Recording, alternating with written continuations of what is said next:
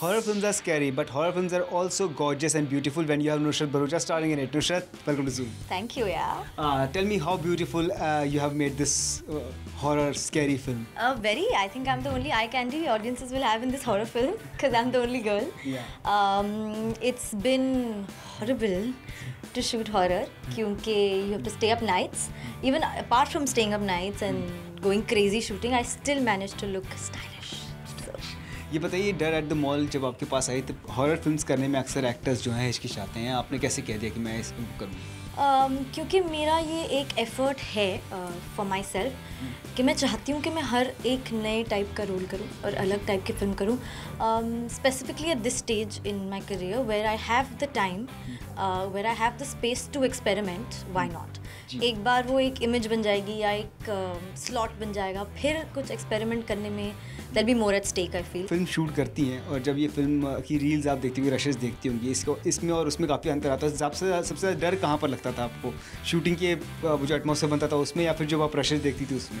नहीं, actually shooting के atmosphere पे, क्योंकि रशेस देखने में तो इतनी सी फ्रेम दिखती है, but when you actually in the mall you have a 360 degree eerie feeling of darkness and nobody around and it's empty and like it or not, the mall in itself इतना बड़ा जो structure है अंदर से, रात को बहुत scary होता है.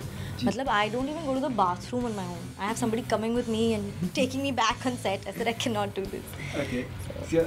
ये फिल्म में आपका कुछ romantic interest भी दिखाई देगा? Since you have a cool looking Jimmy Sherry working with you.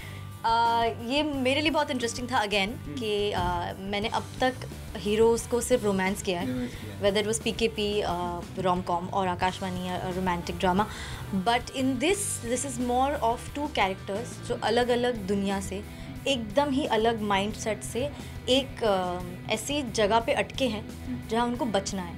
And in that setup, in that situation जहाँ it's on your life, you to really get out or your dead, they become friends and it's how then they are for each other towards the end. आपका जो character था प्यार का पंचनामा में काफ़ी annoying था, ठीक है?